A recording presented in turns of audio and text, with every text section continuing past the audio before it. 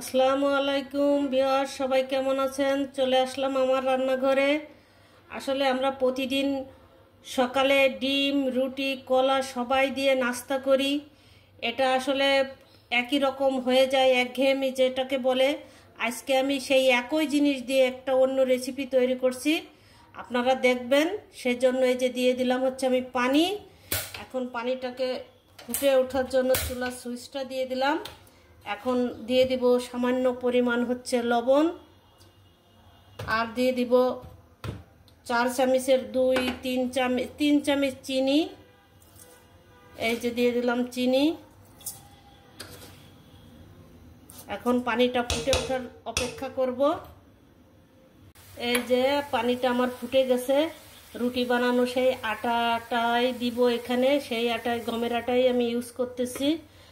দিয়ে দিলাম। এবারে এটাকে সুন্দর করে ফুটিয়ে ঠিক করে নিব।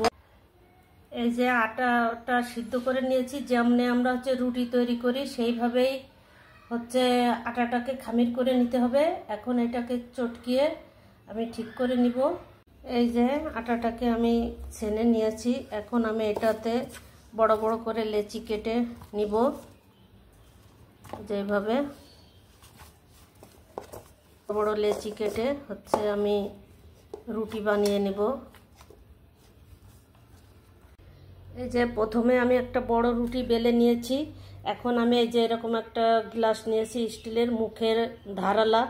এটাকে দিয়ে আমি হচ্ছে এইভাবে কেটে কেটে নিব গোল গোল করে। এখন রুটিগুলো পাতলাও হয়নি, পুরোও হয়নি। আমি এক এক করে এইভাবে সব কেটে নিচ্ছি।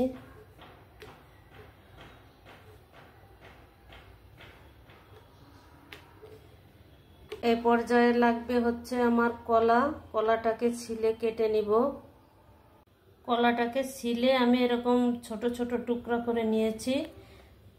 হচ্ছে আমার এই টুকরাটা হচ্ছে এখন আমি এই রুটির পরে দিব। এই যে আমি একটা রুটি নিয়েছি, রুটির পরে দিলাম। রুটির পরে দিয়ে এটাকে আমি হচ্ছে চামচ দিয়ে ম্যাশ করে দিব। এই যে এইভাবে ম্যাশ করে দিলাম। আমি আর একটা রুটি দিয়ে দিব। দিয়ে হচ্ছে এই চামচটা দিয়েই আমি ডিজাইন করে নিব। ঘুরিয়ে ঘুরিয়ে লকও হয়ে যাবে, একটা ডিজাইনও হয়ে যাবে। কে কোথা থেকে দেখছেন আমাকে অবশ্যই কমেন্ট করবেন, তাহলে আপনাদের ধন্যবাদ দিতে পারবো। লাইক ফলো দিয়ে অবশ্যই পাশে থাকবেন। ইউটিউবেও আমার একটা চ্যানেল আছে। আর নিয়ে নিলাম আমি ডিম। ডিম 3টাকে ভেঙে আমি ফেটিয়ে নিব এক এক করে, এভাবে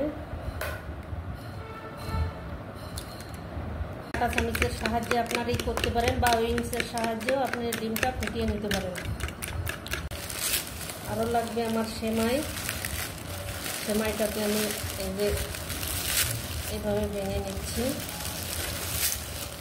এটাকে আমি আরও ছোট করে ভেঙে নেব কোট করার জন্য।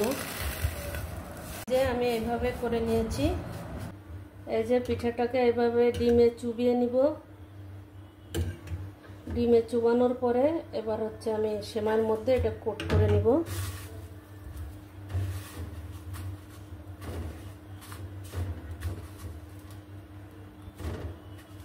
তবে আমি হাত দিয়ে একটু চেপে চেপে দিচ্ছি, না হলে জায়গায় জায়গায় খালি থাকতেছে।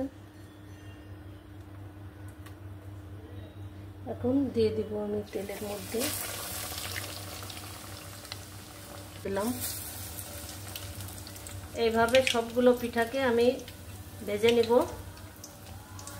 যে তৈরি হয়ে গেল আমার নাস্তা, ডিম কলা দিয়ে।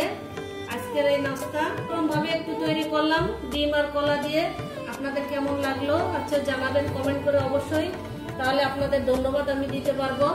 আর লাইক ফলো দিয়ে আমার চ্যানেলের পাশেই থাকবেন। আমার ইউটিউবে রান্নাঘর একটা চ্যানেল আছে, সেখানে একটু সাবস্ক্রাইব করবেন। এর মধ্যে এই পর্যন্ত।